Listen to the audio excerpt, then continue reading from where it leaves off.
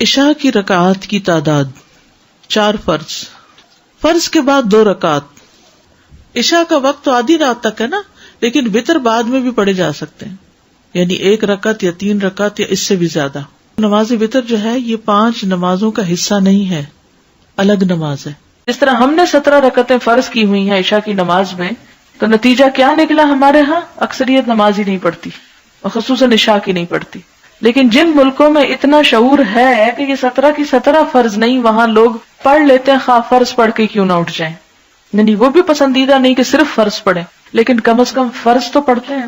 ہمارے ہاں جن لوگوں نے سنت سے بھی بڑھ کے نوافل اور غیر موقدہ کو بھی موقدہ بنا کے اور فرض کے درجے میں لا کے لوگوں کے اوپر مسلط کیا، اس کا نتیجہ کیا نکلا؟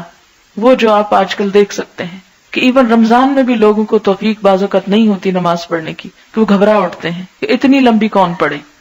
تو حقیقت یہ ہے کہ جب آپ نوافل اور سنتوں کو فرض کے درجے میں مستقل طور پر لے آتے ہیں، یعنی وقتی طور پر کسی ڈسپلن یا کسی اس کے لیے تو اور بات ہے، لیکن مستقل طور پر لے آتے ہیں تو لوگوں کے حق میں جرم کرتے ہیں، ان کو گناہگار کرتے ہیں، اور اگر ری ایکشن زیادہ ہو تو وہ فرض بھی چھوڑ جائیں گے. اور ایسی سختی، اسی لیے وہ میں بار بار ایک جملہ دہراتی ہوں کہ ہمیں حرام کو حلال کرنے کا جس طرح اختیار نہیں، اسی طرح حلال کو بھی حرام نہیں کرنا چاہیے.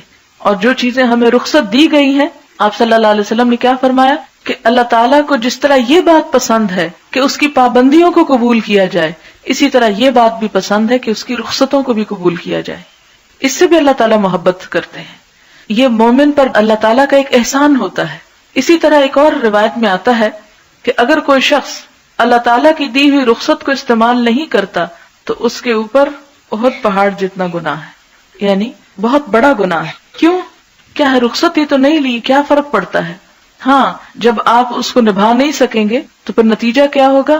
آپ فرض سے بھی جائیں گے، اور جب فرض قضا کریں گے تو آپ کے اوپر لازماً پھر گناہ لدے گا. اس لیے دین کے معاملے میں اس فرق کو مد نظر رکھنا انتہائی ضروری ہے.